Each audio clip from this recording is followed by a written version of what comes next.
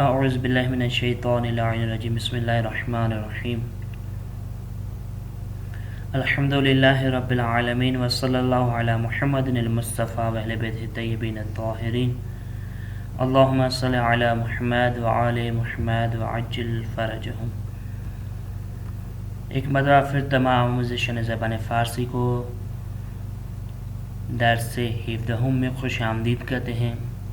در N درس میں آموزیم، اس درس میں جو ہماری روش ہے کتاب کی اس کے مطابق ہم جو سیکھیں گے وہ تین چیزیں ہوں گی۔ سب سے پہلے الفاظ ہوں گے کہ کون سے الفاظ ہوں گے، یہاں پہ کس چیز کے بارے میں وہ ہم پڑھیں گے۔ الفاظ جو ہوں گے آج وہ ہمارے صفت کے بارے میں ہوں گے کہ کون سی چیز کے لیے کون سی صفت درست ہے۔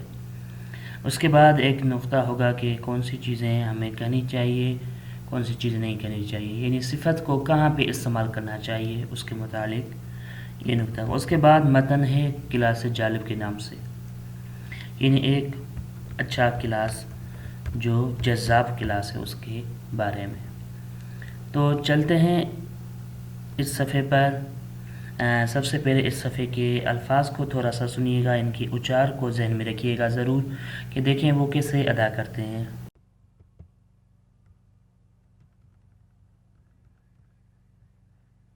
تو چلتے ہیں اس صفحے کو تھوڑا سا سنتے ہیں۔ صفت: شیرین، ترش، بالا، پایین، نو، کهنه، ارزان، گران، خشک، خیس، نرم، زبر، روشن، تاریک، باز، بسته.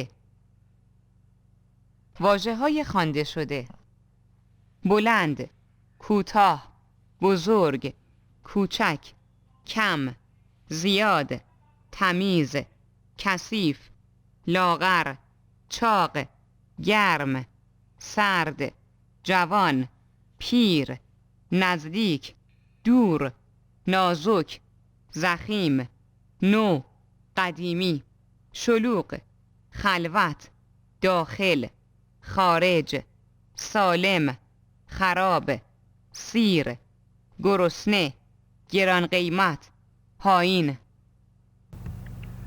تو اس صفحے پہ سب سے پہلے صفت کے بارے میں ہم پڑھیں گے کہ صفت کیا ہوتی ہے، یعنی کسی چیز کی حالت کو بیان کرنے کے لیے آتے ہیں، جیسے شیرین یعنی میٹھا، ترش یعنی کھٹا، بالا یعنی اوپر، پائن یعنی نیچے۔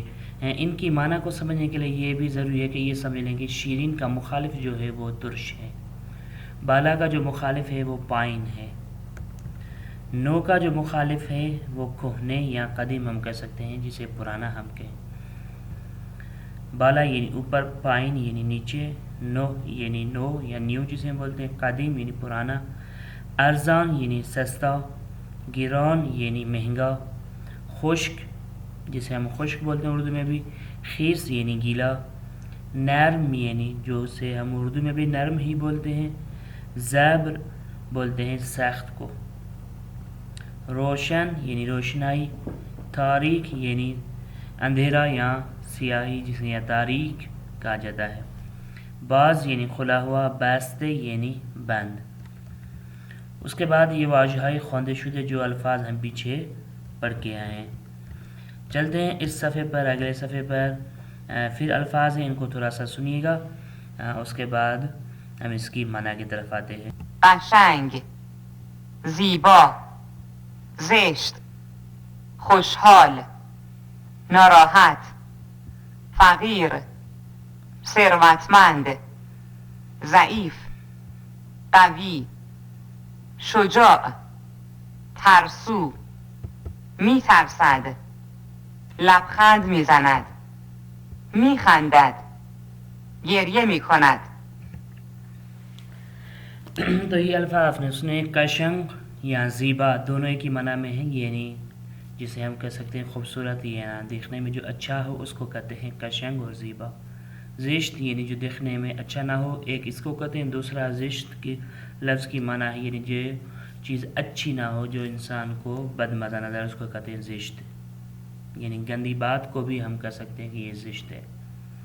خوشحال یہ اردو کا بھی لفظ ہے، یعنی جو خوش ہوتا ہے اس کے لیے کہتے ہیں خوشحال۔ ناراحت یعنی غمگین، دوسری اس کا غمگین لفظ فارسی میں بھی استعمال ہوتا ہے فقیر، ان جسے غریب کہیں ہم۔ ثروت مند یعنی پیسوں والا یا دولت مند جسے کہا جاتا ہے۔ ضعیف یعنی کمزور۔ قوی یعنی طاقتور۔ شجاع یعنی دلیر۔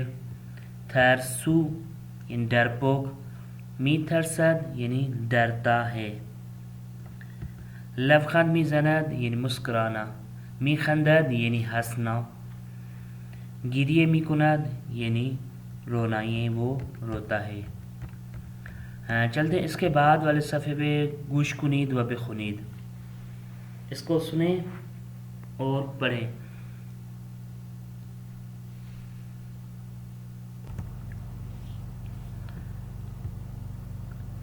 جیسے یہاں پہ گورے ترش است و انگور شیرین است۔ گوره ترش است و انگور شیرین است. موش ها از گربه ها می ترسند. یعنی موش ها یعنی جو چوہے ہوتے ہیں وہ گربے یعنی بلی سے ڈرتے ہیں۔ این کودک گرسنه است و گریه می کند. او شیر می خواهد. یہ کودک یہ جو چھوٹا بچہ ہے وہ بھوکا ہے اور رو رہا ہے اور اس کو شیر چاہیے، دودھ چاہیے۔ بچه ها هنگام جشن تولدشان خوشحال هستند و میخندند. بچے یعنی چھوٹے جو بچے ہوتے ہیں وہ ولادت کے وقت خوشحال ہوتے ہیں، یعنی خوش ہوتے ہیں اور ہنستے ہیں۔ جس دن ان کا برتھ ڈے ہوتا ہے اس دن وہ خوشحال ہوتے ہیں اور ہنستے ہیں روز تولد پہ۔ پنجرے اتاق باز است یا بست ہے۔ اتاق کا جو کمرے، اتاق کی جو ونڈو ہے اس کا دروازہ کھلا ہوا ہے یا بند ہے۔ پنجرے اتاق بست ہے، اتاق کا جو ونڈو ہے وہ بند ہے۔ مادران ہنگام بیمار شدن کودکشان ناراحت هستند. مائیں جو ہوتی ہیں وہ بچے کے بیمار ہونے سے ناراحت غمگین ہوتی ہیں۔ در جنگل حیوانهای قوی حیوانهای ضعیف رامی خورند. جنگل میں جو طاقتور حیوان ہوتے ہیں وہ ضعیف کمزور حیوانوں کو کھاتے ہیں۔ خط بعضی از دانش آموزان در کتاب اول زشت است. لکھنے کا انداز جو بعضی دانش آموزان ہیں، شاگرد ہیں، ان کے لکھنے کا انداز پہلے کتاب میں اچھا نہیں ہے۔ و در کتاب های بعد زیبا است، لیکن بعد والوں کتابوں میں ان کی لکھنے کا انداز اچھا ہو جاتا ہے۔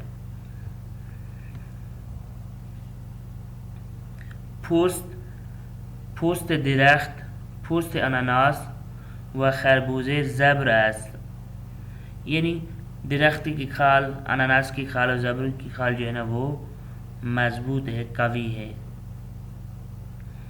پنبه پوست گربه و دم زروبا نرم است. پنبے جسے کپاس ہم کہتے ہیں، کپاس اور گربے کی یعنی بلی کی کھال اور اس کا روبا کا جو ہے نا لومڑی کا جو پوچھ ہوتا ہے وہ نرم ہوتا ہے۔ لباس های من زیر باران خیس شد. میرے لباس بارش کے نیچے گیلے ہو گئے ہیں۔ آنها را برای خشک کردن کنار بخاری آویزان کردم. ان کو خشک کرنے کے لیے میں نے ہیٹر کے نزدیک تان لیا، یعنی ان کو رکھ دیا ہے۔ با واژه داخل کمانک کامل کنید. ان الفاظ سے ان کو پر کریں۔ یہاں پہ کون سا الفاظ آنا چاہیے ان میں سے، یہ آپ دوستان کی تمرین ہے۔ اس کے بعد ہیں فعل ترسیدن، می ترسم، می ترسی، می ترس، تو اس کی یہ گردان ہے، یہ ضرور کیجیے گا اور ان کے ساتھ امر ضرور لکھیے گا۔ اب کے بعد فعل کا کام یہی ہے کہ ترسیدن سے 3 فعل بنانے ہیں: ماضی، مضارع، امر۔ ماضی مثال کے طور پہ ترسیدن سے ترس ماضی بنے گا اس کا، ترسید، ترسیدم، ترسیدی، ترسید، ترسیدیم، ترسیدیم اس کا ماضی ہو گیا۔ میترسم فعل مضارع، یہاں اسی میترسم کو آپ تکرار کریں، جیسے میترسم، میترسی، میترسد، میترسی، میترسید، میترسند. اس طریقے ترسیدن یعنی ڈرنا، خندیدن یعنی ہنسنا، می خندم، می خندی، می خندد، می خندیم، می خندید، می خندند. لبخند زدن یعنی مسکرانا، لبخند میزنم، لبخند میزنی، لبخند میزند، لبخند میزنیم، لبخند میزنید، لبخند میزنند. لطفاً توجہ کنید، یہاں پہ توجہ رکھیے کہ کبھی بھی صفت پہلے نہیں آتی.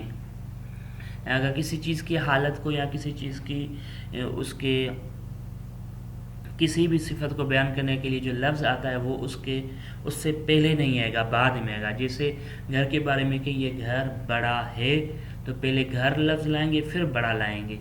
یہاں گھر اچھا ہے، بہت اچھا ہے، تو اس کے لیے کیا لائیں گے؟ پہلے گھر کو لائیں گے پھر اچھا کو لائیں گے، جو گھر کے لیے صفت ہے، جو گھر کو بیان کر رہا ہے. تو فارسی میں بھی یہی قانون ہے، پہلے موصوف لائیں گے یعنی جس کے لیے صفت لائی جاتی ہے اس کو لائیں گے، پھر صفت لائیں گے. جیسے بگوید یعنی اس طریقے سے آپ کہیں، نہ گوید اس طریقے سے نہ کہیں کبھی بھی.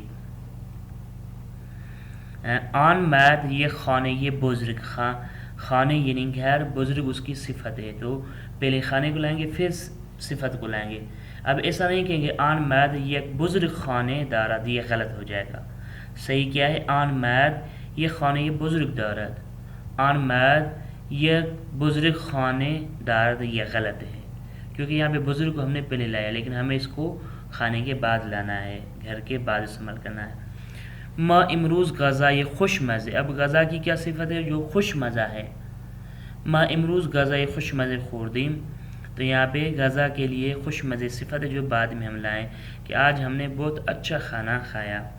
ما امروز خوش مزے غذا خوردیم، آج ہم نے اچھا کھانا کھایا. یہ نہیں کر سکتے فارسی میں، فارسی میں غذا کو پہلے لانا پڑے گا، اس کے بعد خوش مزے لائیں گے. در زمستان لباس زخیم بھی پوشید، سردیوں میں زخیم لباس پہنے اور گرمیوں میں نرم لباس پہنے جو ٹھنڈا لباس ہو. در زمستان لباس زخیم، زخیم میں یہ صفت لباس کے، تو لباس کے بعد اس کو لائیں گے، لباس سے پہلے لائیں گے تو جملہ غلط ہو جائے. جیسے یہاں پہ در زمستان زخیم لباس بے پوشید، اب زخیم کو پہلے لائیں گے لباس کو بعد میں، تو یہ جملہ غلط ہو جائے گا. لطفاً بخونید، اس کے بعد اس کو پڑھیں. جیسے ہم سرم خیاط اس، میری بیوی کیا ہے؟ خیاط یعنی درزی ہیں. او لباس ہائے زیبا می دوزد، وہ اچھے کپڑے سیتی ہیں. سارا با آب رنگ یک رنگین کمان زیبا نقاشی می کند. سارا آب رنگ یعنی وہ جو رنگ کی ڈبی ہوتی ہے ان سے ایک اچھی رنگین کمان بناتی ہیں، نقاشی کرتی ہیں اس کی.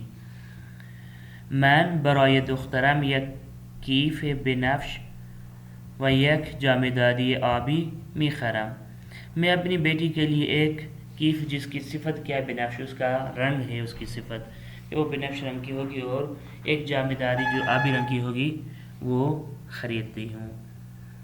رفتگر ہا خیابان ہا یک کثیف را تمیز میکنند، جو جھاڑو دینے والے ہوتے ہیں، صفائی کرنے والے، وہ راستوں کو، روڈوں کو صاف کرتے ہیں.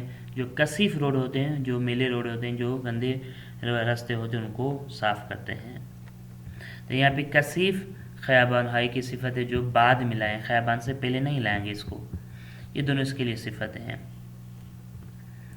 لطفاً تصحیح کنید، یہاں پہ یہ جملے غلط ہیں، ان کو صحیح کریں.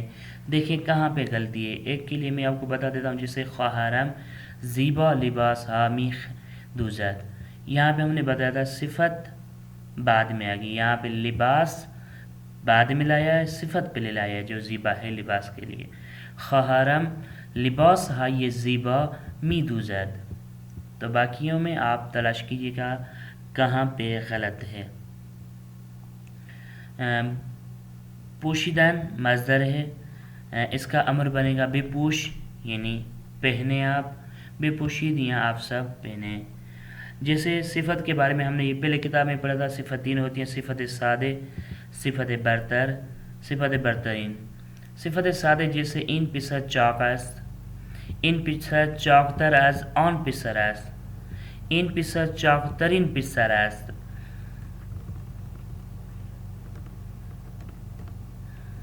تو ہم نے یہ آپ کو بتایا تھا کہ صفت سادے جیسے کوئی بھی صفت ہو، ان پسر چاک، یہ بیٹا موٹا ہے، یہ لڑکا موٹا ہے۔ صفت برتر وہاں پہ استعمال ہوگی جہاں پہ مقایسہ کیا جائے دو چیزوں کا آپس میں، مثال کے طور پہ یہ چیز اس چیز سے اچھی ہے۔ مثال کے طور پہ یہاں پہ اس نے مثال دی ہے این پسر چاکتر از آن پسر از۔ ہمیشہ صفت برتر میں یہ طریقہ استعمال کیا جاتا ہے کہ ایک چیز کو دوسری چیز سے مقایسہ کیا جاتا ہے کہ این پسر چاکتر یعنی یہ بیٹا موٹا ہے اس سے زیادہ، تو اس کو کہتے ہیں صفت برتر۔ اور صفت برترین کیا ہے؟